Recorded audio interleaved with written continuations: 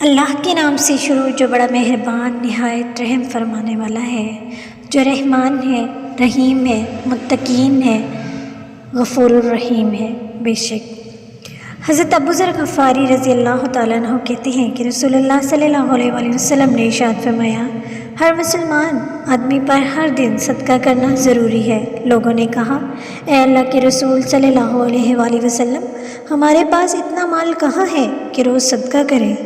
آپ صلی اللہ علیہ وآلہ وسلم نے فرمایا کہ صدقہ کرنے اور ثواب حاصل کرنے کے ذرائع بہت ہیں، صرف مال ہی نہیں، سبحان اللہ، الحمدللہ، اللہ اکبر اور لا الہ الا اللہ پڑھنا بھی صدقہ ہے۔ دوسروں کو نیکی کی تلقین کرنا، گناہوں سے روکنا، راستوں سے کانٹے وغیرہ ہٹانا، کسی بہرے آدمی کو زور سے بول کر اپنی بات سنانی، اندھے آدمی کی رہنمائی، یہ سب بھی کام ثواب کے ہیں۔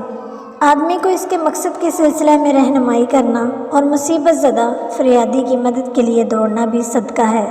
نیز کسی کمزور کے بوجھ کو جو اس سے نہ اٹھتا ہو، اسے اپنے ہاتھ یا سر پر اٹھا لینا بھی صدقہ کہلاتا ہے۔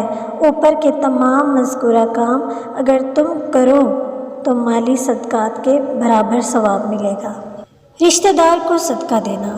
حضرت سلیمان بن عامر رضی اللہ تعالیٰ عنہ سے روایت ہے کہ رسول کریم صلی اللہ علیہ وآلہ وسلم نے ارشاد فرمایا، مسکین کو صدقہ دینے پر 1 اجر ہے اور رشتہ دار کو صدقہ دینے پر 2 اجر ملتے ہیں، ایک تو صدقہ کرنے کا اور دوسرا صلہ رحمی کا۔ صدقہ خیرات قبول ہونے کی شرط۔ اللہ کے یہاں صدقہ و خیرات قبول ہونے کی شرط یہ ہے کہ صدقہ کرنے والا صاحب ایمان ہو۔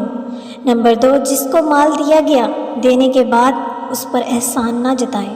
نمبر 3، ریاکاری اور دکھاوے کے لیے نہ دیں۔ نمبر 4، اس کو کسی طرح کی تکلیف نہ پہنچائیں بلکہ صرف اللہ کی رضا و خوشنودی کے لیے اور آخرت میں ثواب کی امید پر خرچ کریں۔